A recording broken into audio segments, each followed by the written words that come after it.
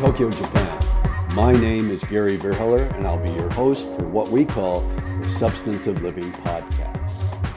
Today, we'll look at what we call life's lessons.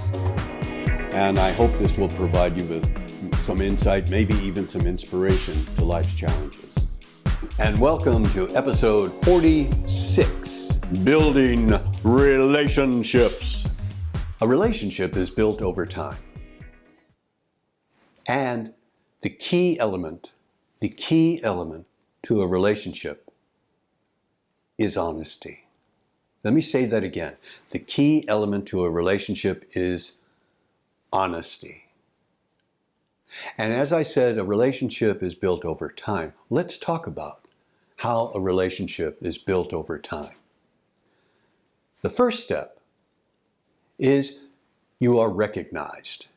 You're recognized perhaps for doing a good job. And you're recognized again, and recognized again, and recognized again. Now that's ongoing. You continually do a good job. People are starting to recognize that. Now people are starting to respect you. As you're being recognized, you're being respected more because you continually do a good job. Once you've got recognition and respect going, what comes next? Now you're earning trust. People are recognizing that you do a good job. They're respecting you for it. And now you've earned their trust. And that's the foundation of a relationship. Let's see how that continues. So you've got recognition that's ongoing, that doesn't stop. Now you've got respect that's ongoing, that doesn't stop. You've got trust that's ongoing, that doesn't stop. Now you've got loyalty. People will start to be loyal to you. Once you've got all three of those wheels, for lack of a better term, once you've got all three of those moving, and you've got loyalty. What comes after loyalty? You've got all of those things moving and continually, consistently active. Now you've got, after loyalty, you've got friendship. Now you've developed friendship. What comes next? Well, you've got recognition, you've got respect, you've got trust, you've got loyalty, you've got friendship. The last one is love. Each one of those take time and effort and attention. That's what a relationship is based upon. As long as you're honest, you must be honest about how you live your life. If you're dishonest, you'll be quickly discovered and dismissed. So, honesty is the foundation. One of the other things about honesty is speaking truth to power. Now, let's define that power business. I'm not just talking about your boss, but that's also included in this. It's also meaning speaking truth to people you care about. And sometimes that can be more difficult because you don't want to hurt their feelings. But it's your duty, based upon honor, based upon honesty, to tell them the truth. They depend on you, just like you depend on your friends to be honest with you. So how can you disagree without being disagreeable? Most people just say, "Oh, I don't think so because A, B, C, D." That's pretty much useless. All you're doing is pointing fingers and criticizing. So let me give you a 6-step process on how to disagree.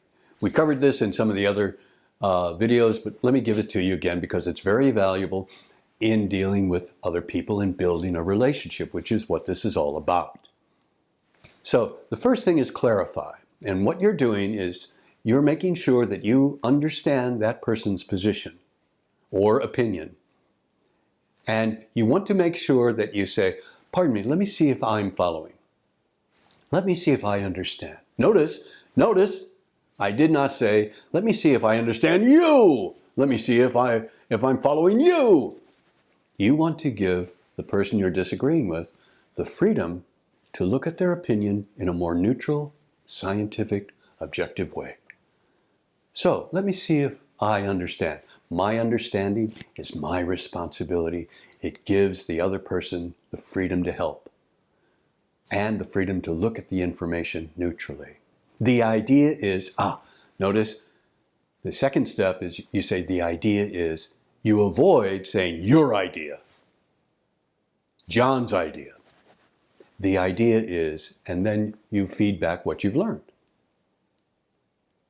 Number one is, pardon me, let me see if I'm following. Number two is, the idea is, or the information is. Number three is that correct? And you're confirming that you understand what they're saying. That shows respect to them. That I am truly doing my best to learn and understand what you're talking about. They'll respond, yes, that's true. Or no, you missed this and this. Oh, okay, now you've established a dialogue. Then you disagree. You say, and I must disagree with this part and this part and this part. The more specific your disagreement, the more valuable your disagreement. And you never say, I disagree with you. Again, separate people from the problem. Separate people from the data. Disagree with the idea. Disagree with the proposal. The person is always okay. Show the person respect. You're disagreeing with an idea or a position. That's fine. Respect the person. Separate them. So, and I disagree with this part and this part and this part. And then you give reasons. So the first one is clarify. Remember I said 6 steps, right? First one is clarify. Second one is disagree and be very specific. The third, give your reasons why you think part A, part B, part C is incorrect or wrong. Step 4. Instead, now you're going to offer an alternative. Now this person you're disagreeing with had the courage, and a lot of times it takes courage, particularly in a group. This person that you're disagreeing with had the courage to present their idea or their opinion or their proposal. So instead of just dismissing them, disagreeing with them, giving your reasons for the disagreement, now you're offering an alternative. You're becoming part of the solution. And unspokenly, you're helping them become part of the solution too. So you say, let me suggest this, or rather, instead, how about, and then you make a suggestion. That's step 4. Step 5, give reasons why your suggestion or your idea or your opinion or your proposal has merit. So step 1, clarify. Step 2, disagree and be specific. Step 3, give reasons for each one of those specific disagreements. Step 4, offer alternatives. That's a key element. Step 5, give your reasons that your alternative is good or alternatives are good. Step 6, what do you think? Now you're bringing them back into the conversation and they're becoming part of the solution. You're working as a team to find answers. Most people just do step 2 and 3. I disagree. I don't think so, because maybe CD. That's useless. By doing step 1, you're showing I'm listening. I want to make sure I understand and learn your ideas. Step 2, disagree. Be specific. Step 3, give reasons. Step 4, offering alternatives. That also shows respect, and you're attempting to find solutions. You're attempting to find common ground upon which you can build.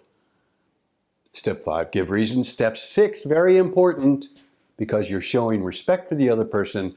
What do you think? And you're bringing them back into the discussion and the discovery of a solution. That's how you can speak truth to power. Friends, your boss, and your boss particularly if you deal with CEOs or presidents or vice presidents, people high up in the chain of command. Many times those people are told only what others think that president wants to hear. It's refreshing to have somebody truly disagree and again, is honest with them. I've worked with the Japanese astronaut, the Japanese first astronaut, Dr. Mamoru Mori, for 26 years now. And he loves for me to disagree with him. As long as I have a specific disagreement, and I'm very, very clear about that, and my reasons for it, and then I give him alternatives. because that he tells me that opens his eyes to other perspectives. So my suggestion is disagree without being disagreeable. Use those 6 steps. Relations are built upon actions, and actions that are congruent. Congruent, that means they're parallel, they're going in the same direction with your words. A very trustworthy person is a person that does what they say they will do. And congruency is very important. A lot of times, I've learned from my background in psychology, people say this and do this, and they're unhappy.